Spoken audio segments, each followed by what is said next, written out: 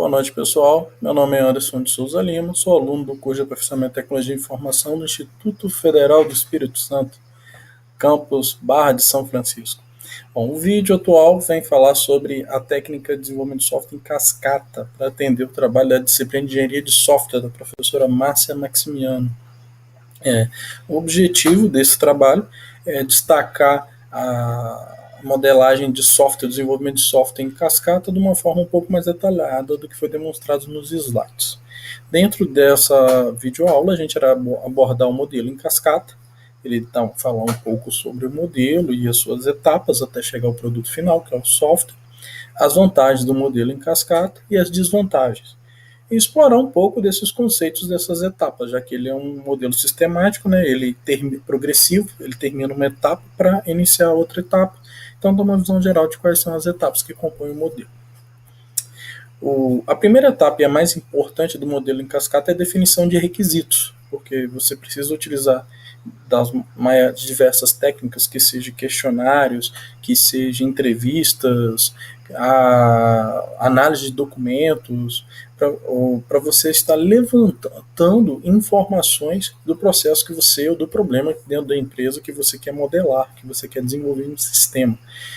Além da entrevista, da análise de documentos e dos questionários, a gente pode fazer também a técnica da observação. Esses métodos são chamados de OSM, né, Organização de Sistemas, e métodos criam vários métodos para você aplicar questionários, para realizar entrevista com gravação com áudio, com vídeo, para realizar observação e análise documental, de forma a levantar requisitos do sistema.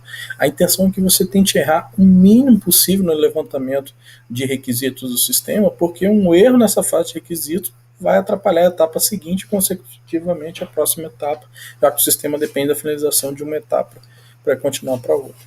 Na parte de projeto de sistema, o software projeta as telas, o banco de dados, os DR, MER, os modelos relacionais, as regras de negócio que serão atendidas. Então você realmente faz todo o projeto do que será programado, do que será construído. Depois que você tem o projeto do sistema, a gente vai para a implementação do código, para testar se cada unidade está funcionando, está tendo entrada e saída na informação. São dessas unidades. Dessa forma, com os testes de implementação, a gente verifica se os cadastros de dados estão dando a resposta desejada, estão armazenando os dados no banco de dados, se existe alguma saída de dados que não esteja ocorrendo. Depois o teste de integração, que verifica todo o sistema funcionando junto, o teste de sistema, o caixa preta, a qual a gente verifica se o sistema tem sinergia, se não vai acontecer de um módulo funcionar e o outro não.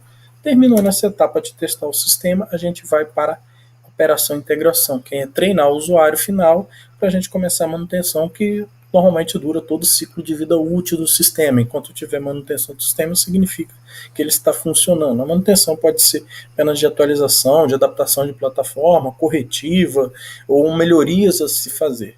Mas, em tese, o modelo cascata ele é muito debilitado. Ele surge na década de 70, quando você tinha programadores que trabalhavam programando de cabeça, achando que iam lembrar de tudo e acabavam esquecendo que tinha que ser implementado. Então, dessa forma, o modelo de cascata vem como uma solução naquela época para tentar fazer um software com melhor qualidade.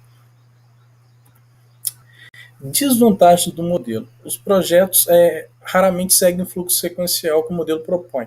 O que acontece? Às vezes você está realizando a implementação e o cliente descobriu que precisa de uma nova função, ou mudou um requisito, ou ele necessita que uma parte fique pronta. Então, dificilmente na vida real, no cotidiano, na evolução das pessoas, a gente vai ter um projeto seguindo linearmente como modelo em cascata. Então, é difícil explicitar todos os requisitos. Tem requisitos mesmo com toda a análise documental, análise de entrevista, análise de observação e análise de questionário. Novos requisitos ou mudanças de leis podem aparecer durante o processo de desenvolvimento do sistema. Você tem uma área contábil, uma área de recolhimento de CMS em que há mudanças na forma de se calcular os impostos, ou você tem mudanças do que tem que ser contabilizado, da forma que é contabilizado, ou do que tem que ser informado aos órgãos de controle. Então são mudanças externas que podem afetar os requisitos do seu sistema. O cliente deve ter paciência, a versão executável só fica avançada no momento da instalação.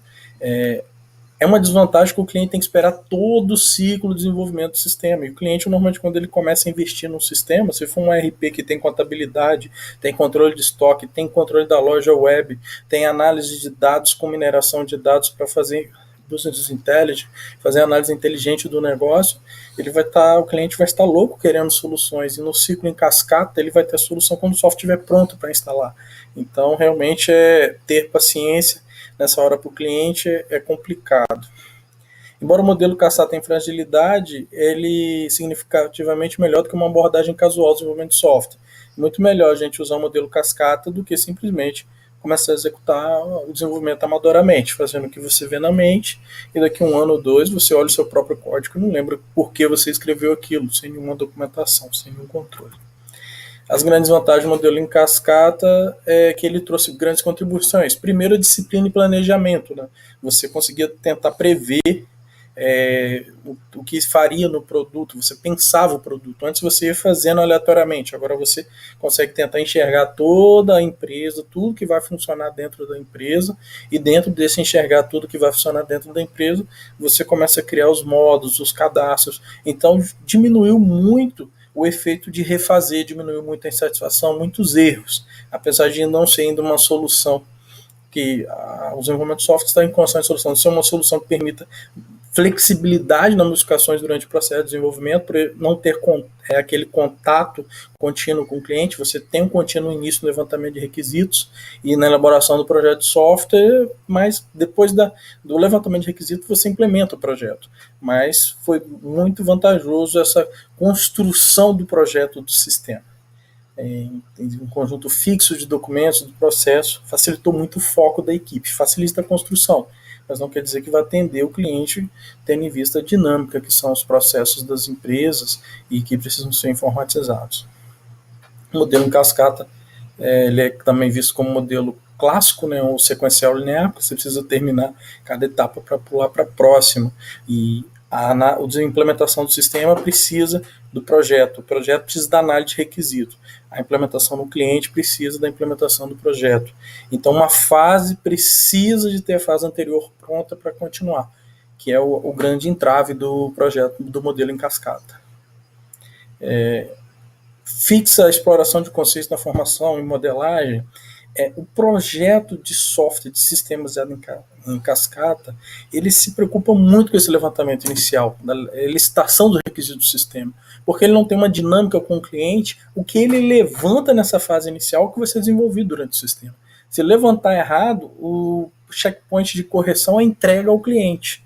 Então, quando você vai fazer esse checkpoint de correção na entrega do cliente, você vai ter todo um retrabalho de desenvolvimento de software que custa muito mais caro.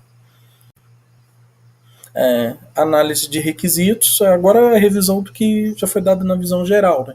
Que o processo de requisito é concentrado no software, compreende o domínio da informação, que é a área de conhecimento. Os softwares são documentados junto ao cliente, com métodos de entrevista, de análise, levantamentos, sempre dialogando muito nessa parte inicial para não tentar errar com o que o cliente precisa, aprendendo sobre a área do negócio a ser informatizada, buscando especialistas da área para trabalhar na equipe para tentar errar o mínimo possível, porque por causa da questão que a partir que você encerra esse contato de análise de requisitos com o cliente, você parte para o desenvolvimento do sistema, projeção de telas, os DR, os ME, as instruções SQL, os projetos de regras serem aplicados e assim por diante. O projeto nada mais é do que a tradução dos requisitos num conjunto de representações. Eu acabei citando algumas, né, os projetos de telas, DR, ME, que são funções que serão implementadas para a codificação, que é a implementação, que é pegar o projeto e realizar a implementação do que foi projetado baseado nos requisitos do cliente. Os testes, normalmente quando a gente faz a implementação, a gente tem os testes unitários. Terminou o cadastro de cliente, o cadastro de estoque, você testa se está entrando essa informação corretamente, verifica se aquele modo está funcionando. E depois que você realiza a integração dos modos e coloca todo o sistema funcionar, a gente faz o teste de caixa preta, ou seja, você testa se o sistema funciona como um todo para realizar a entrega. E a manutenção ela vai ocorrer depois da entrega do cliente. A manutenção ela ocorre durante toda a vida útil do software e correções, mudanças adicionais podem ser realizadas com a manutenção. Muito obrigado a todos. Finaliza a minha visão geral sobre o modelo em cascata.